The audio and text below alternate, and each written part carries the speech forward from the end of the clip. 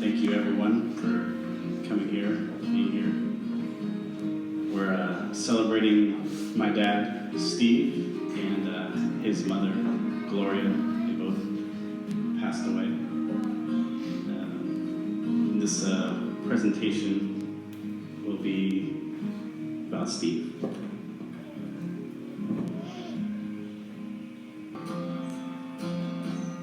Steve has been a drummer. He's been drumming his life. Even when he didn't have a drum set, he would be drumming on whatever he had around him. And when he passed, we placed a pair of drumsticks in his hand, across his chest. He took those drumsticks with him to the next life, where he could keep on drumming.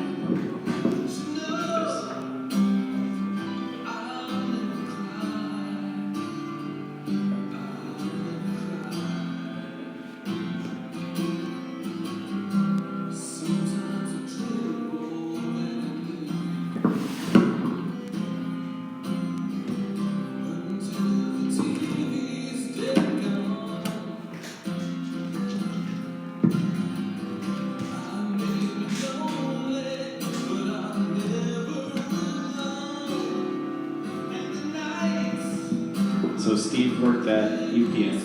He worked there for 30 years before he retired. He worked there long hours, and that truck would be packed full, and he'd be making deliveries all day. And I knew what that was like because I worked with him for a while. And we'd be there just delivering all those boxes.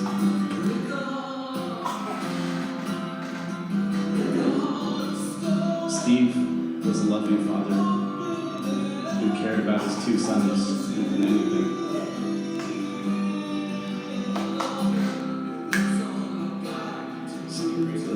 To be kind, caring, good people, he was always there for us when we needed it.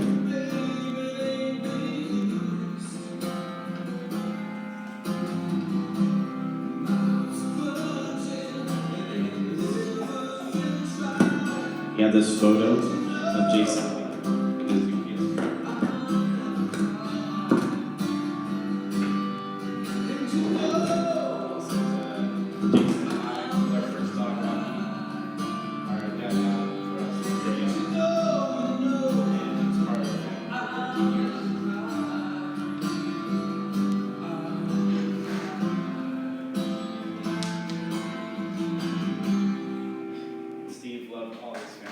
We are trying really hard to get you music in your life.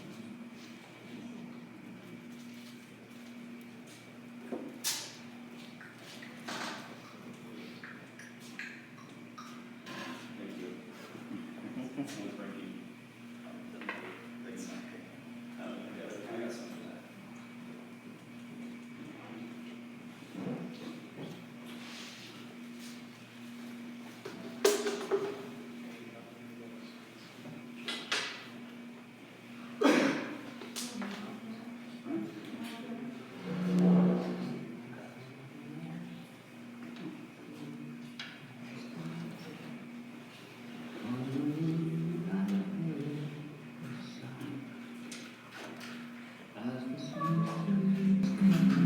Steve was loved by many friends as well.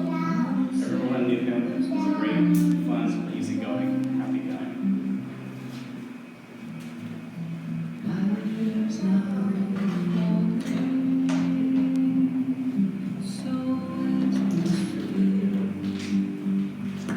Toot.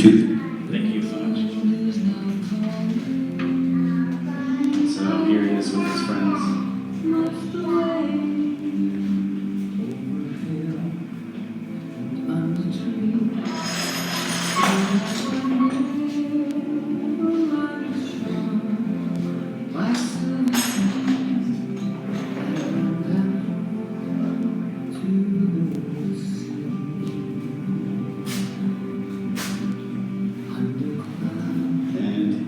Here he dressed up our dog Charlie as a UPS person on Halloween.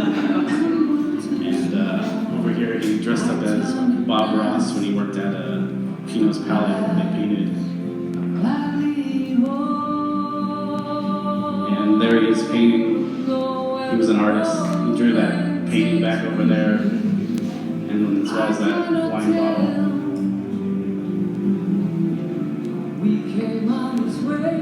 Steve was in the bike club in town, and he had a lot of fun doing that. Steve loved playing music. He played music with many people, and he was lucky to have a band reunion with one of his bands years later. They made that CD, and they had their little reunion. And he would always go to my shows and support me when I played music, and I was glad he was there. And he took these pictures. Steve's favorite musician was Alice Cooper. He loved to see his concerts live. I went with him, and he was lucky enough to meet his hero. I gave him a special edition of Funko Pop Alice Cooper for this most recent Christmas that passed. We have it on the mantle of the fireplace where it was always in view for him, and it's still there for him.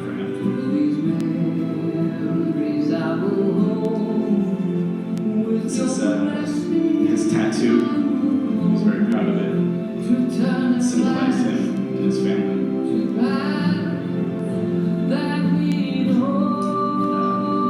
In 2020,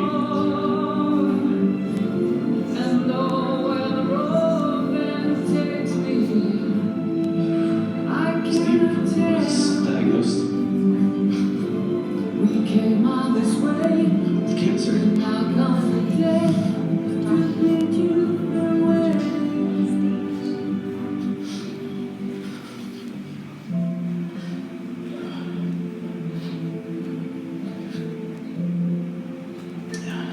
Was determined incurable at this point, and the news was devastating to our family. And he moved back to California in 2022. He missed home a lot, and he was glad to be back. Happy to be back in California. We ate Italian food and played original.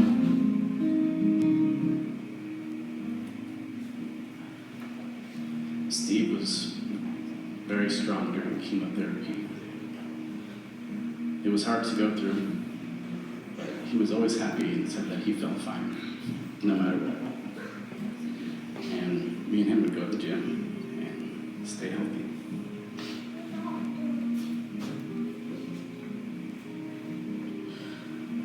In 2023, things started getting worse, where his health was declining, and it was getting hard for him to walk, and he had multiple long stays in the hospital. Despite that, he stayed cheerful and insisted that he felt fine. Most of all, he just wanted to go home. And I visited him every day in the hospital. And that's what he would tell me.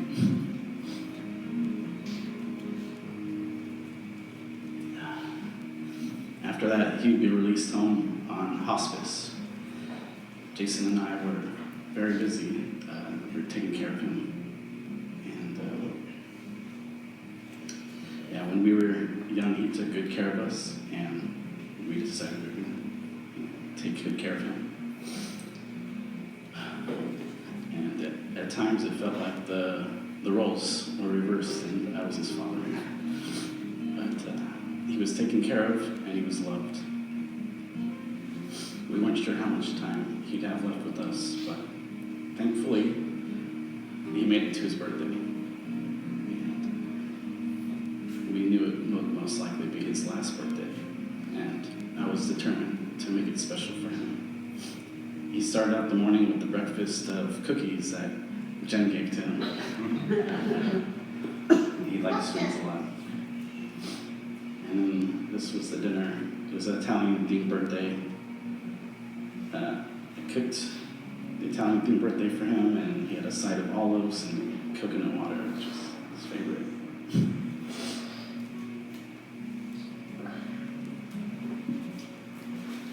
Here he is, as happy as can be, opening up all his Italian gifts. New beanie, shirt, blanket. That had a map of Italy, Italian cake bites, and the highlight of the night, a book on how to swear in Italian. And he read it for us, but he was mostly just reading the English part of the swears.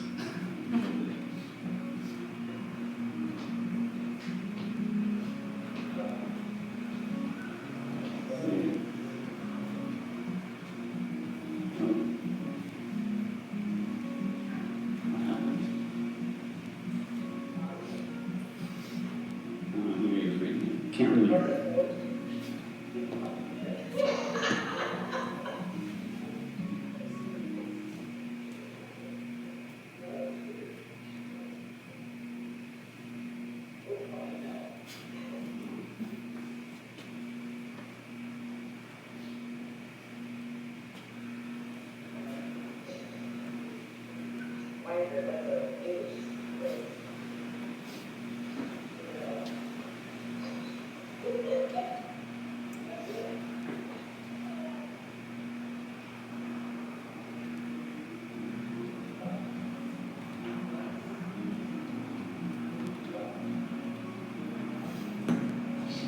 Steve passed away a few weeks after his birthday. I'm happy we could make his last birthday special for him. He was truly a special man and a loving father. I love you, Dad.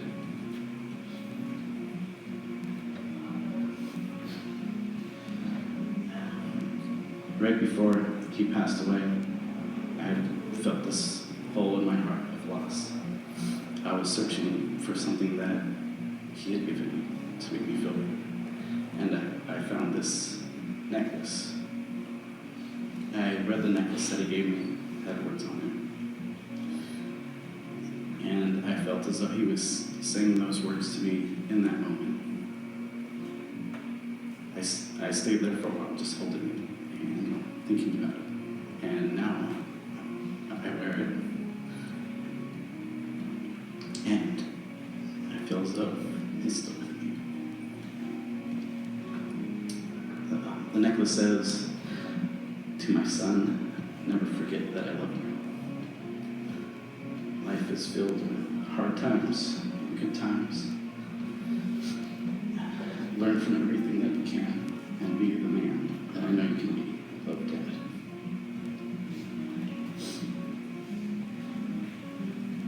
So now his ashes are in this beautifully carved urn and a memory glass, which you can see back there on the table.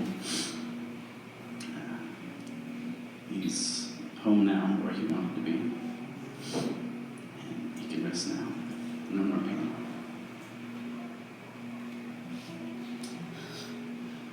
After he passed away, I made this sword in his honor. It has a family name, Barbaria, on it.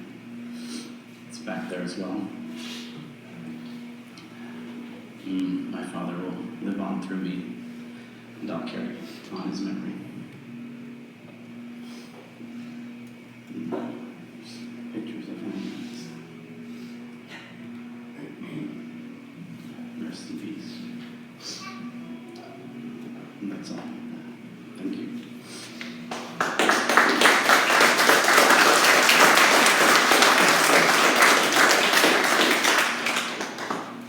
And then we're going to have a few more speakers. So who wanted to go next? Phil?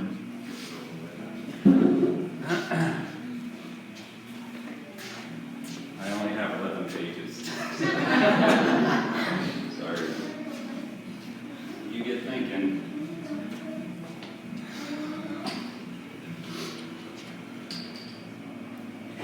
Anyways.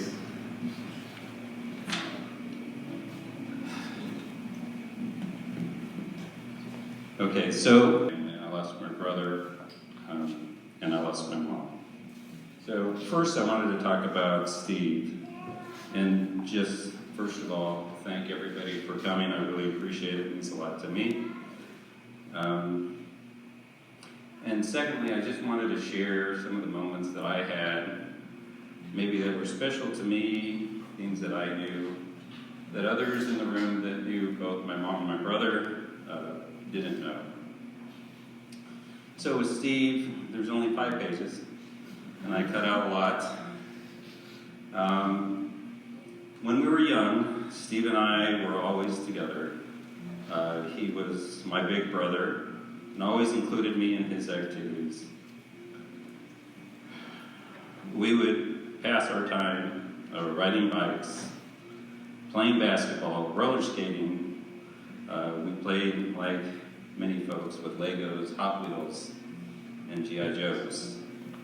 We always let our imagination take center stage, and would sometimes be occupied for hours just playing in the dirt, making tracks for the Hot Wheels, and obstacle courses for the G.I. Joes. We always added water to add a little bit of interest, and of course that created mud, and then we would track that in through the house. And Shirley, you probably remember my mom yelling, but she would yell at us because she just mopped the floor, and we'd be tracking it in. To this day, I spend a lot of time in the yard, getting my hands dirty. It is a reminder of the times we had, and it allows me to just escape, just like when we were kids. We lived in Oakland as kids and always rode our bikes around the neighborhood. Our bikes represented freedom. Sometimes we rode to our school and played on the playground. Sometimes I rode to my best friend's house, Ben, if he's here, Ben. And sometimes to the corner store. Margaret, you might remember the one that, I forget where it was, that street right by Fleming. Do you remember where? I worked there. You worked there, okay, so you would remember that. So I won't tell you the time I stole some gum. Anyways, back then I thought it was interesting. Was it about 10 cents the candy bar back in 5 cents, I think, 1967? 5 cents, wasn't it? 5 cents. I think it was So 5 cents. for you younger folks that have to pay $2, you gotta live cheap. I remember I had a red bike. It was a Schwinn. It had white fenders and chrome rims. Nothing real fancy. But Steve, like Steve was, liked to trick things out. His bike was much cooler. His bike was green. It had a long banana seat. He had this, do you remember that? He had a really long, those bikes. a high backrest. It was kind of like those Easy Riders. It was cool, and Steve was always cool. He always thought, I gotta be cool. I wasn't jealous. Maybe just a little bit. He spent a lot of time detailing his bike, keeping it clean. And as I was writing this, I realized that carried through his entire life. Trevor, Jason, how much time did he spend with his cars, right? He would trick his cars out. He would keep his cars clean. That was real important to him. Steve loved to care for pets. And I remember we always had a pet around. It might have been our dog Daisy, the cat John Tom. Margaret, do you remember John Tom? No, I was asking her. Diane's cat. I think Steve took it over when Diane passed. He had turtles, but most of all, he had fish. He had a big fish tank. He would keep his fish tank clean constantly. I remember he and I, because I always followed him around, would spend hours in the local pet shop as he admired stuff and planned his next purchase. He would create awesome seascapes. He was a very creative guy in the aquarium. He would buy cool things and keep it very clean. I always remember every 2 weeks he would take it all apart, clean everything, put it all together again. And we always shared a room as we were growing up, so I remember falling asleep to the sound of bubbles that the fish tank would make, and then he was really into those neon fishes. With the black light, with the neon fishes, I would go to sleep hearing bubbles and watching the fish swim. As Steve got older, he wanted to play drums, and I heard Trevor talk about this. I remember how dedicated he was. You might not have seen this because I don't think you guys were around at that point, but he was completely dedicated. We didn't have much money, so he himself paid for all his lessons, paid for his drum set. He never missed a lesson as far as I know and constantly practiced. He always had nervous energy, Trevor, kind of like you. Bounced his leg constantly. He'd be sitting at the table, the salt shakers would be bouncing around because he had this nervous energy. He just needed to play drums. That was his calling. Everything was a drumstick, whether it was a pencil or a breadstick or a ruler. That became a drumstick, and he was practicing all the time. Drums were his lifelong passion. Many a days and a night we hung out in the garage, creating music. It was always his idea. I had keyboards, he had drums. I sounded like crap. He sounded great, and we would just play, and it was our time together. And then he would sing words to the songs that he wrote. One of them was Sink or Swim. And I don't know if you still have that video, but that is so fun. It was a little puppet, and I think the music was in the background, and somebody was doing this with the puppet, and he was climbing up the wall, and he would fall. We might have smoked a little something. Maybe, I don't know. Anyways, he was very cool. He was very proud of it. It's cool to watch because he was just so proud of it. He just liked it. Steve had a couple bands and played gigs all over.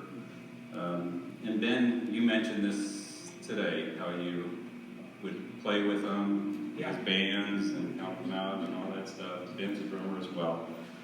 And when I could, I would watch him practice. Him and his band was Amaranth. They would play gigs. I would occasionally help break down, transport his drums. I remember he played Battle of the Bands, which was a concert. It was a contest, and he was in his element. He was very good. I am sure that the memory for him was one of his life's favorite. I was very proud of him. He hated to be on display, but there he was performing in front of a huge crowd. It was awesome. As girlfriends, wives, and children entered our lives, we stayed close and always looked forward to spending time together. He was the best man at my wedding, and my wife's, for my wife, it was like a brother. Good times, good memories, good brother, good friend.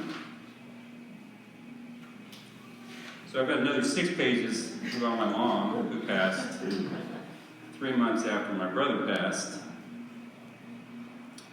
And I think she was 89, she lived a full life. She was very, like everyone, had her ups and downs in life, and good times and bad.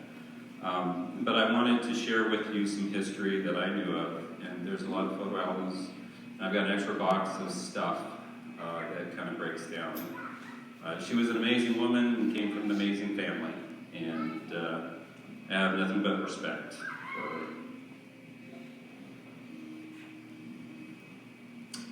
her. Mom was born in 1934, and historians might like Franklin D. Roosevelt was president of the United States at that time.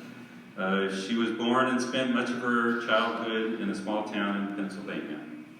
Her parents, Giuseppe Taormina and Angelina Ippolito, migrated from Sicily, Italy, through Ellis Island in 1921. My grandfather came over in 1922. My grandmother came over. At that point, they had 3 children, 2 girls and 1 boy. The boy passed shortly after they came over. Her father worked as a gardener, and her mother worked in the olive groves in Sicily. Once in the U.S., they settled in Nacka, Pennsylvania, where they lived in a modest home with their daughters. My grandfather continued to garden and walked the neighborhood as a vegetable vendor, and my grandmother did sewing. My grandparents had 2 more girls, my Aunt Virgie and my mom, Gloria. My mom was the youngest child, and by the sound of it, she was spoiled. So she would even say that herself. She did. In total, my mom had 3 sisters, Mary, Sarah, and Virginia, and 3 brothers that all died at a very early age, and my mom never knew.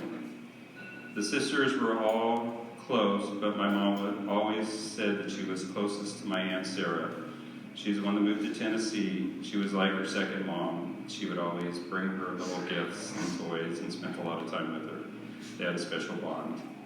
Monaco was a very small town with nothing to do, and my mom writes that she remembers playing with her best friend, Dorothy, that lived across the street from her and next to the train station. When me and my wife moved to Tennessee, we brought her there with Victoria, our oldest daughter, and it was fun to watch her relive the neighborhood, and she showed us where Aunt Sarah got married at the church and where they lived.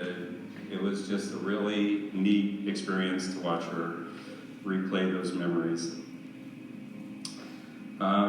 They would pass their time roller skating up and down the street and around the train station. She remembers waving at the counting the freight train cars as they went by, and then waving at the engineer until he blew the train whistle.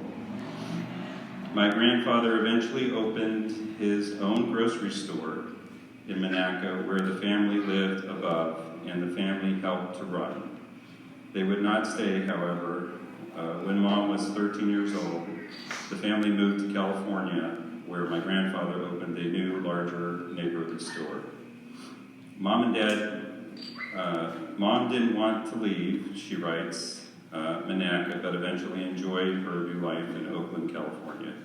Mom attended technical high school in California and graduated in 1952. My mom's parents and my dad's parents, they arranged for their youngest child, which is my mom and my dad, to get married, so it was an arranged wedding.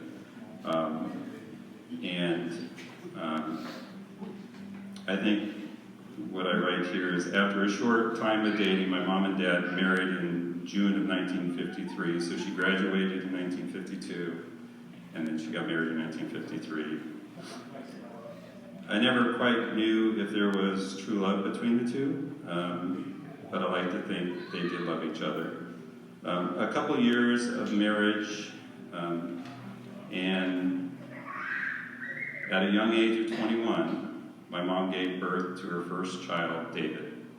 So this is David's family, his wife, son, daughter, and then there's Gabriel, grandson. David was the firstborn. A couple years later, my sister Diane was born, and then a couple years later, Steve was born, and then I was a mistake. 3 years after that, Phil was born. Mom lost her daughter, so my sister died in 1968. And during those years, Steve and I grew a special bond. Soon after, Mom and Dad divorced, so my sister died, and my mom and dad got divorced. Mom had a strong family tie with her parents, her sisters, and her cousins, which kept her strong and focused. If you can just imagine all this, she was still very young, and then losing a daughter, and then having a divorce, and then being faced with 3 kids to raise. Mom was a single parent with little income, raising 3 boys. David helped by working at a young age at 15, paying his own bills, very independent. And Mom worked at a bank and eventually worked her way up to be operations manager. And we got by. There was some food stamps at times and other support, but we survived. Mom was proud of her ability to provide, and we all respected her for her dedication to us and unquestionable love. Mom was never a disciplinarian or had very many rules. There was never a chore list, but she always made sure that we had dinner time for the family, and on Sundays a special dinner. Steve never gave her any trouble, but I sometimes tested the boundaries, which created some fun stories. Me and Ben could probably tell you a few. Mom eventually found the love of her life, in my opinion, Bobby Romines. She laughed that she agreed to marry Bob once he won the big jackpot. It was $43,000 at one of the casinos, and she thought he was rich, and she thought, okay, I'll go ahead and marry him now. Life became much easier for Mom at that time, and she appeared financially comfortable, very happy, enjoying her grandkids, and someone she chose to spend her life with. These times were my favorite memories because it was great to finally see her happy and content. Mom lived a long life filled with joy, sorrow, ups and downs. She found her strength she needed to get by and really enjoyed her family and friends. Mom was a very special person, a great provider, and a loyal friend. Thanks.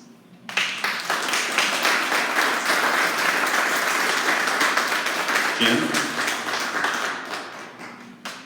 Mine will be much shorter. Hello, I'm Jen. I'm Steve's niece, and then my grandma, she passed away in August. This is something I've been putting off for a while. This is something I've never wanted to write because it meant that if I did, then they'd truly be gone. Not on some vacation where I hoped they were and just out of cell phone range. I could write pages about all the memories I have of them, playing card games, Easter egg hunts, and Christmas Eves, to name a few. I could write about all the jokes and long talks Steve and I had, or the adventures we went on. I could write about Grandma and all the sleepovers we had with the homemade French toast and watching Westerns with her and Grandpa, and all the card games, the many laughs we shared over winning and who was losing, which, if you knew Grandma, you knew how much she hated losing and would make you feel guilty for winning. I stumbled across this poem that has helped me grieve, and I'd like to share it with you all. This is called All Is Well by Henry Scott Holland. Death is nothing at all. I have only slipped into the next room. I am I, and you are you. Whatever we were to each other, that we are still. Call me by my old familiar name. Speak to me in the easy way which you always used. Put no difference in your tone. Wear no forced air of solemnity or sorrow. Laugh as we always laughed at the little jokes we enjoyed together. Play, smile, think of me, pray for me. Let my name be ever the household word that it always was. Let it be spoken without effect, without the trace of shadow on it. Life means all that it ever meant. It is the same as it ever was. There is unbroken continuity. Why should I be out of mind because I am out of sight? I am waiting for you, for an interval, somewhere very near, just around the corner. All is well. Anyone else want to take it?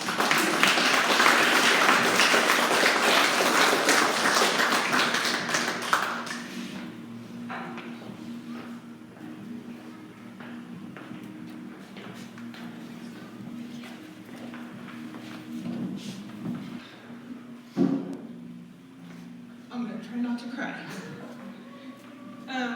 Gloria Roommates was not just my grandmother. She was my best friend. See, I blew it. She was the one person that I could always count on to pick up the phone, and we would have a great conversation. We spoke daily about many things, her day, my day, and life in general. I always looked forward to our conversations because I knew that there was genuine love behind every word. I always admired my grandmother's graceful way of always telling me the truth, even when she knew that the cold-hearted truth would hurt me. She always had a way to help me, guide me, and teach me on how to be a better person. And she made me just that. The only time in my life she ever fibbed to me is a funny story that even before she passed, we reminisced about it and had a good laugh. The story is, when I was in 6th grade, I had to interview a family member that I admired the most. I chose my grandmother. I remember vividly sitting at her table. I had 2 pages of interview questions as if I was a reporter. One of the questions was, "What is your age?" My grandmother's response, a quick response may I add, was 26. That was what I told my entire class when I stood up to do my presentation. The entire class laughed along with my teacher. My teacher, Mr. Gill, said, "Dear, I think you might have been mistaken." I quickly responded, "No, I recall that I said, no, my grandmother said 26 and she doesn't lie." Mr. Gill chuckled and still gave me an A on my presentation. I recall that evening, my grandmother called me and asked how my presentation went. I told her the story and she laughed, a really long laugh. She then told me her age, her real age. From that moment, this story was an inside joke between my grandmother and I. After that, she couldn't be 26 anymore, so she went to 29, and she stayed 29 for years. I still have my 26th birthday card where my grandmother wrote in it, "I guess I can't be 26 since my oldest granddaughter is 26. That card I still have in my possession and will cherish it always to remember our inside joke. My grandmother and I genuinely loved each other from the first moment we met. I admired her very much, that at one point I wanted to grow up to be just like her. At the age of 5, when most girls want to be ballerinas or princesses, I wanted to be like my grandma.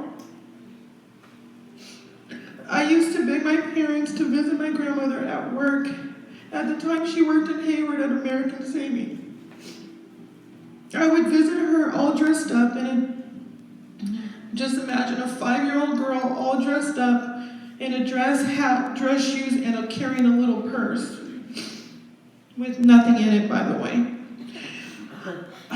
I wanted to be dressed up just like my grandmother at work. I would walk into the bank, walking proud like a little lady, shouting, "Grandma Gloria!" She would be at her desk laughing every time. She always would stop to hug me, even when she had clients. She would have me sit on her lap and play with her typewriter. My grandmother's co-workers would stop by and call me Little Gloria, and I loved that. I felt like I was on my way to becoming the one person I admired the most.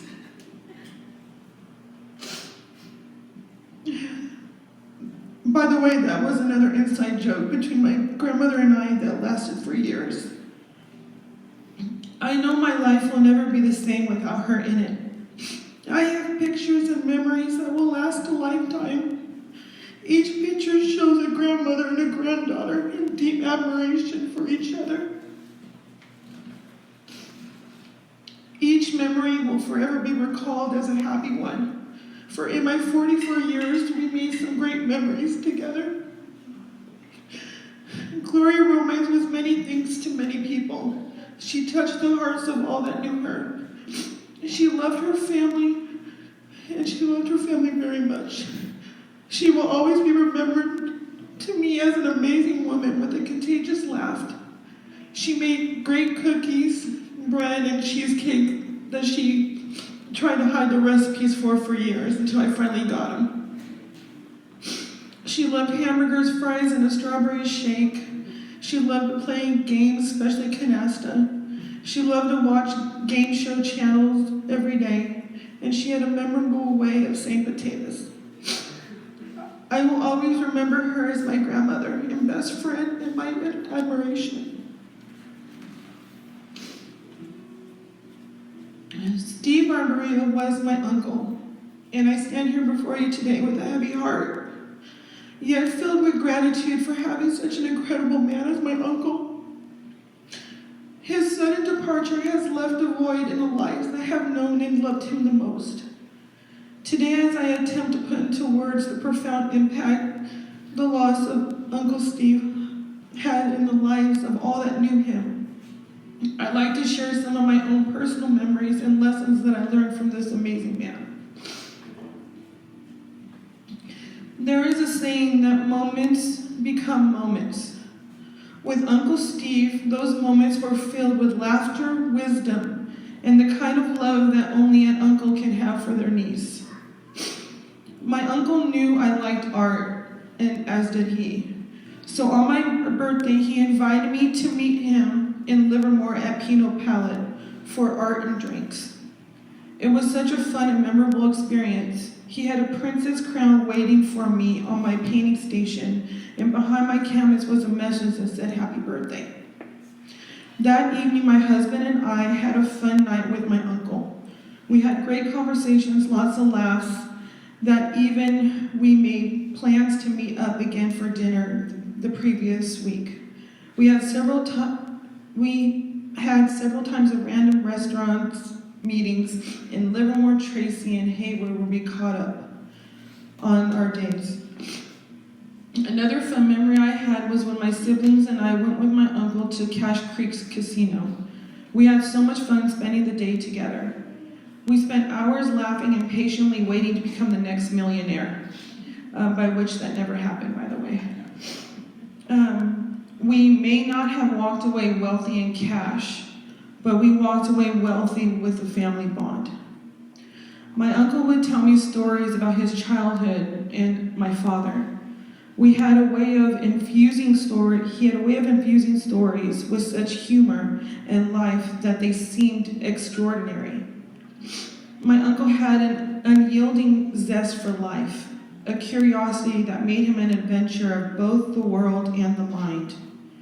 I admired his resilience, his positivity, and the way he treated everyone with kindness, acceptance, and respect. Uncle Steve wasn't just my uncle, he was someone to look up to. Standing here today in remembrance of my grandmother and uncle, the magnitude of these losses is overwhelming. But as we gather here today, united in our sorrow, let us remember that every ending is also a beginning. For my grandmother and uncle, this is the beginning of a journey beyond our understanding, a journey of rest and peace. And for us, it is the beginning of healing, of learning to navigate our lives without their physical presence, yet comforting by the memories they both left behind. Their spirit, their love, their lessons are etched in our heart, guiding us, comforting us.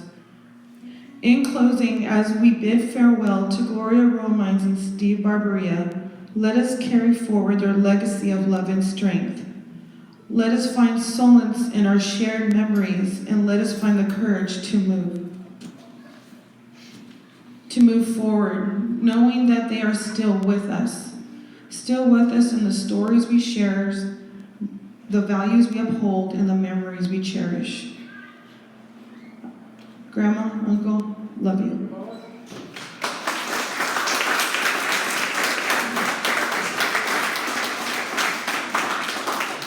Yeah, so that's the planned speeches. So if anyone else wants to come up and say anything, you're welcome to. Yeah.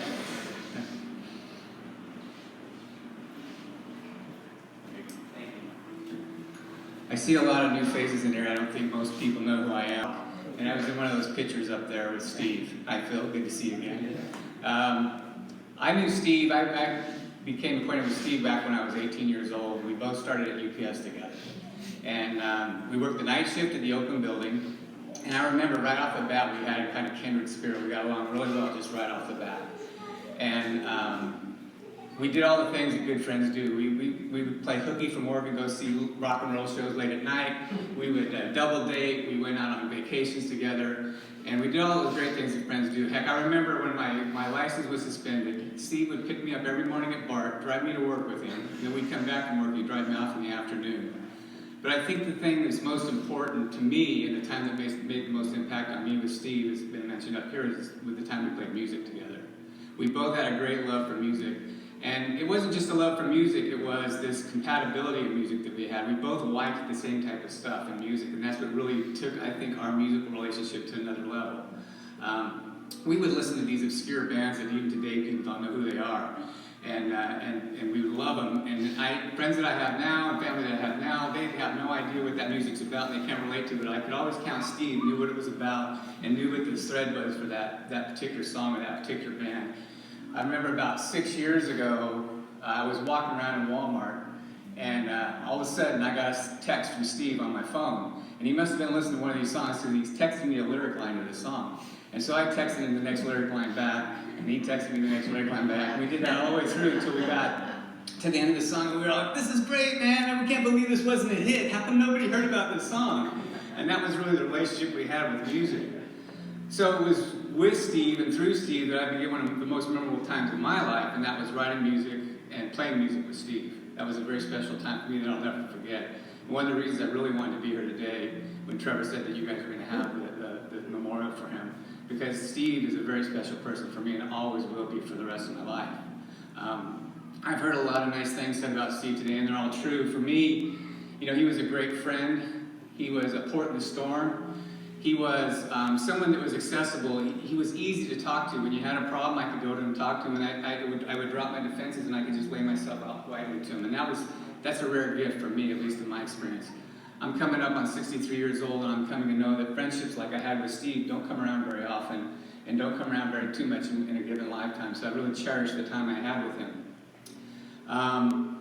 So that was a great time for us, learning how to play music. Unfortunately, I think that was a bad time for Steve's mom, because we started that journey in the garage of her house in San Lorenzo, and we would play the music really loud. I remember going into the house, the television station of choice was MTV. There was always something great smelling coming from the kitchen. We'd play the music way too loud. We hung these stinky carpets just to kind of try and deaden the sound if we could. And through it all, Steve's mom never complained at all. At least she never complained to us. And that was really important for us, because it gave Steve and me a place to really learn and train for the craft that we were trying to do. In those days, there wasn't really anywhere to practice but a garage, so unless you had a lot of money, which we didn't have. So that was really a special gift for us to be able to have at that time in our place and time when we were trying to really build up our music. So I'll never forget that. I really appreciate her patience with that. And it's got a lot of special memories for us in that garage and doing all those kinds of things. I remember Dave would come over and help him put in cassette players in his Jeep. Phil would stick around. There's a Phil cousin and there's a Phil brother, so we used to call Phil Filbert. It's a big difference between the two. And it was a real special time for me. As the years kind of passed, we went our separate ways, as life will do to you, but we always kept in touch, and I saw him a handful of times over the years, and we usually picked up right where we left off. But no matter where I was in the world, I always took those memories with me, and I always took Steve with me wherever I went, and I think of him often and smile. You know, I was fortunate enough with UPS to travel around the world, and Steve was with me. At the good times of my life, when my children were born, Steve was with me. At the bad times, when my mom passed away with dementia, Steve was with me. Steve left a mark on me and will always be a part of me. And even though I can't pick up the phone and say hi to him anymore, I know I can always find him where I've always found him these last 45 years, and that's in my heart, in my memory, and in my dreams. I'll miss him deeply, and I wish him all the peace and grace in the world. Steve, stay strong, we love you.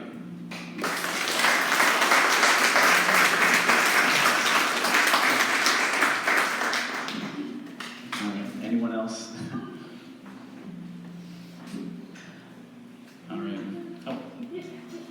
anyone?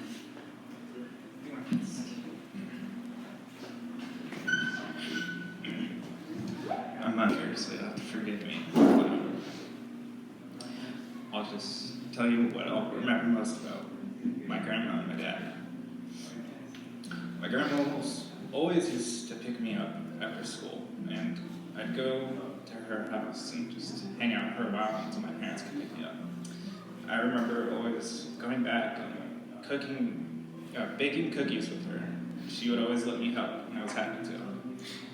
She mostly just had me crushing the walnuts and balling up the dough, because I couldn't do much else when I was so young.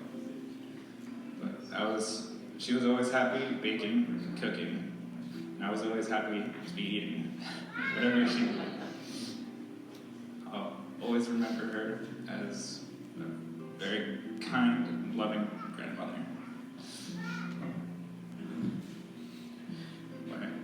My father was the best man I'll ever know. When he was diagnosed with cancer, it was very hard. I quit my job to take care of him, as he had always done for me. It was very difficult on all of us. I know especially for him, but he would never let it show. He would always say he was fine. He felt good. He would say it with a smile, and you'd believe him. But we could see the effect that it had on him.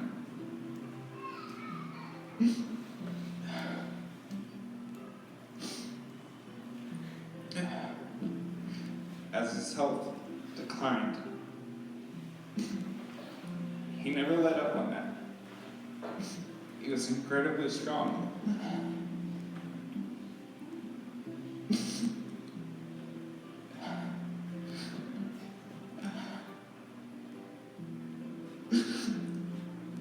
I miss him very much.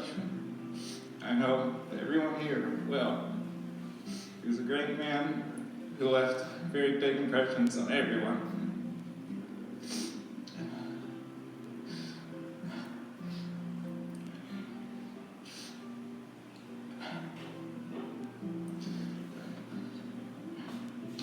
He'll be missed.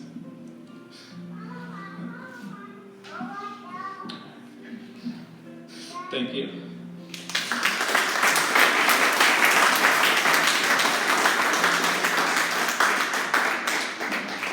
All right, any more? All right, so if that's it, then everyone can feel free to start eating, and don't forget we have memory bags, everyone can take one. And I'm creating a little video for the event, so if anyone would like to come up to me in private and just share a good memory, I can record that and be part of the video. So, yeah, that's all. Thank you everybody for coming.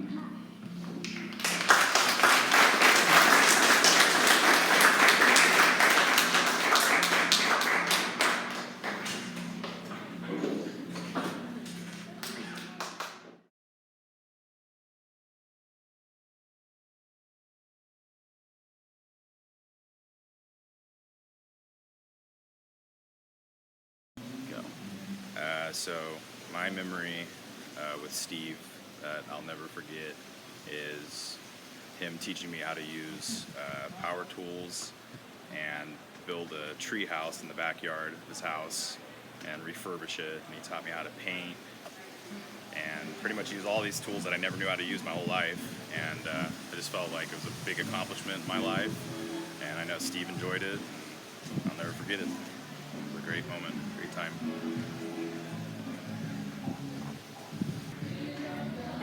In memory of Steve, man, I never had a lot of good male role models or figures at any point in my life, but you were definitely one. You were always great conversation, music was on point, and you'll be forever, ever missed. Thank you, Steve. Whenever you're ready.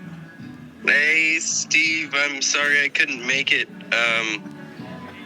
you were a really important person for me, growing up right at the end of high school and after graduation. I was in a kind of a weird space, and having you around was big.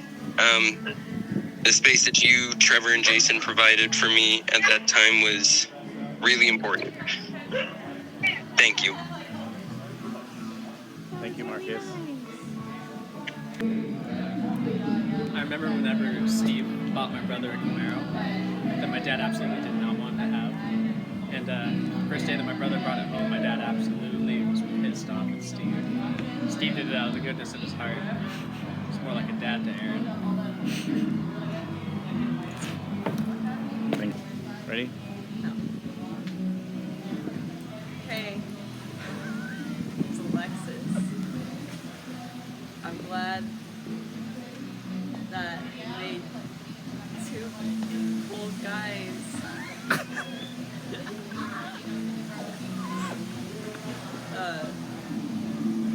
Alright, great guys. My favorite memory is when I made cupcakes at Steve's house.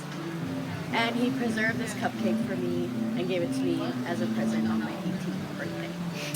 And when I moved, I found the cupcake, and unfortunately it was smushed, but it was something that I had to throughout my life. And then I'm gonna cry. Go. One of my favorite memories with you, Steve, is dropping my girls off at ballet and then walking across the street and having a beer with you, Mikey at the bar, and just talking about anything and nothing, and just seeing your smile. That's something I'll never forget, hearing your laugh and knowing that you were someone that you could talk to anybody and you could talk to them regardless of what you were going through, regardless of what they were going through, and you just had that air of comfort and brotherhood that, to me, even though I only knew you for a short period of time, was very special, and I'll never forget. I miss you. All right, Steve-O. Oh my gosh, there's so many good memories, and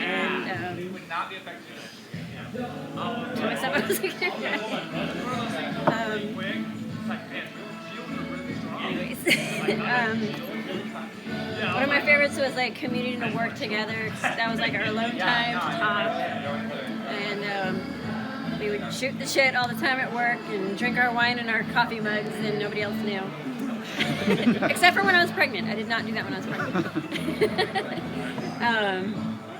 But you've always been a great friend. I could tell you know so many things that not anybody else knows, and I'm glad you kept the secrets. And so many good times, lots of laughs. You were always willing to take a picture, so I always appreciate that. Not everybody was willing to take a picture with me. And gosh, too many things. But thanks for always being you and everything you've done, and all the good times, laughs, and you were always so positive and encouraging and motivating, and always a good time. Love you. Thank you. Hi, Steve. I love you. I miss you. I miss working with you. There was not many people that appreciated my puns at work. But you're like, He loved puns. Whenever I think about you, I think of this when we had this little packet of bamboo knot sticks, and he all the time would go, It's bamboo, not. these are bamboo knot sticks. And I would be like, it was so funny. But yeah, I always appreciate the times that you welcomed me into your house, and you had so much good memories there. And you were always Iron Man to me. You always looked like Robert Downey Jr. So thank you for the memories. Thank you for being you, and I miss you. Cheers. Alright, so I've got two memories I'll share. The first one I've shared before, but I just always appreciated that, you let me stay at your house with no issues. And I always apologize for the random phone call you got from my parents when I didn't show up one day. Always felt really bad about that. And then the second is a random memory that I think about all the time, mostly when I'm in the gym. I do appreciate when I was shown how to play the drums, like the basic 1, 2, 3, 4, which isn't much, but I'm not musically inclined. And whenever I hear a sick drum solo, if I'm like working out at the gym, I think about it. I'm like, bam. Count it out. I know a little bit of the basics. I don't remember it, but I think about it. All right, that's it. All right. Thank you. Thank you. One memory of Steve and I, when we bought our first house together, back in 1981, sounds about right. That may be a little bit, but I can't remember exactly. In San Ramon, we bought a house right above